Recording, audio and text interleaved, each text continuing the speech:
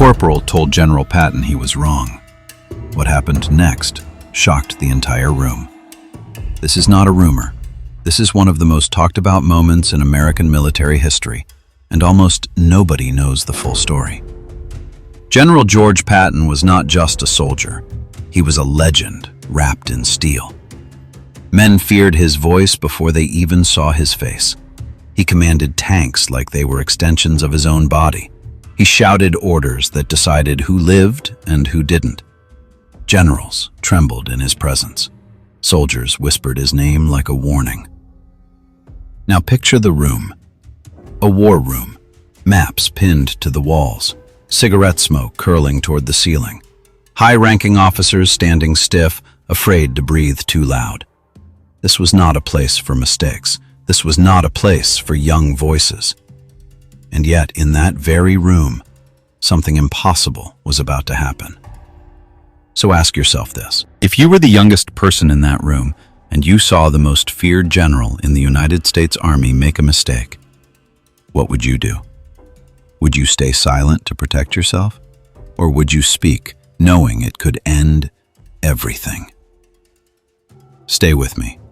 What happened next will change how you see leadership forever. His name was barely known outside his unit. A young corporal, no older than 22. Low rank, no medals, no reputation. He was not supposed to be in that room at all. He was there by accident, sent to deliver a folder of documents to an officer near the map table. But fate does not care about rank. He stood near the back wall, holding papers he was told to hand over and leave. Around him stood colonels, majors, men who had spent decades earning their stars and stripes. And at the center of it all stood Patton himself, pointing at a map, giving orders with the confidence of a man who had never once doubted himself in public. The corporal was the youngest person in that room by far. Everyone else outranked him by years, sometimes by entire careers. He knew the rule that every soldier learns fast. You do not speak unless spoken to. You do not question a general. You especially do not question this general. But something on that map caught his eye. A number, a position, something that did not add up. The room grew tense, though no one said why yet. Officers exchanged glances. Something was about to happen, and nobody, not even Patton, saw it coming. Patton pointed at the map and gave a coordinate, a position for a battalion, a number that would decide where men moved, where supplies went, where lives were placed on the line. He said it with full confidence, the way he said everything, like doubt was a weakness for other men, not for him. The corporal froze. He had seen that exact position on a report just hours earlier. And it did not match. The number Patton gave placed an entire unit miles from where intelligence actually said they were. If nobody corrected it, orders would go out. Men would move to the wrong place, and in war, the wrong place can mean the difference between life and death. His hands went cold. His heart pounded against his ribs. Every soldier around him had spent years learning silence. Rank was armor.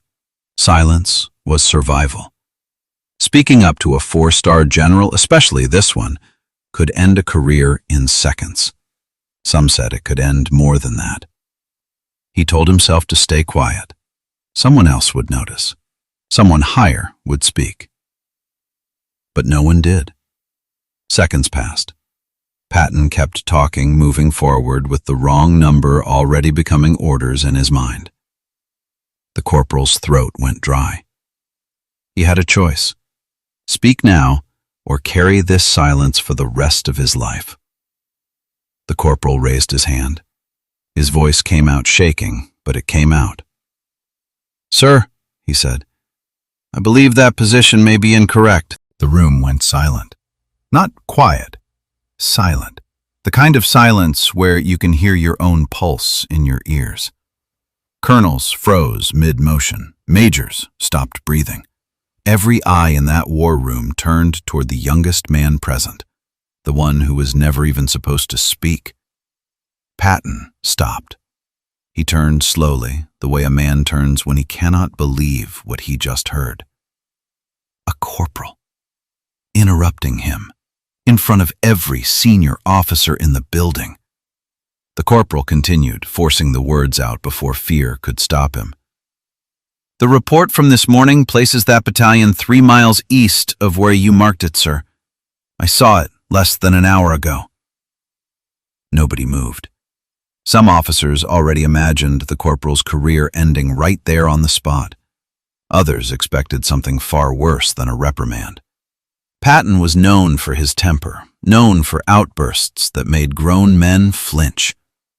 He stared at the corporal for what felt like an eternity. The tension in that room was thick enough to choke on. Then Patton reached for the report. What he did next stunned everyone standing there. Patton looked at the report in his hands, then looked back at the map on the wall. Seconds passed. Then he did something no one in that room expected from a man famous for his temper and his pride. He nodded. "You're right, Corporal," he said. "This map is wrong. Fix it." An officer nearby moved instantly to correct the position, but Patton was not finished. He turned to the room full of colonels and majors, men who outranked this corporal by decades of service, and he said something that silenced every doubt in that room forever. "This young man just did what none of you did. He paid attention, and he had the courage to speak the truth, even to me." The room stayed frozen for a moment longer. Then one by one, officers exchanged looks of quiet disbelief. The corporal was not punished. He was not dismissed. He was respected in front of the very men who had expected his career to end that day. That moment reveals something most people never learn about real leadership. The strongest leaders are not the ones who never make mistakes. They are the ones secure enough to admit them, especially in front of others. Patton became a legend not because he was always right, but because he valued truth over ego, even when it came from the lowest rank in the room. So here is the question worth asking yourself. If you saw a powerful person make a mistake, would you have the courage to speak up, knowing it could cost you everything? If this story moved you, share it and tell me in the comments what you would have done in that room.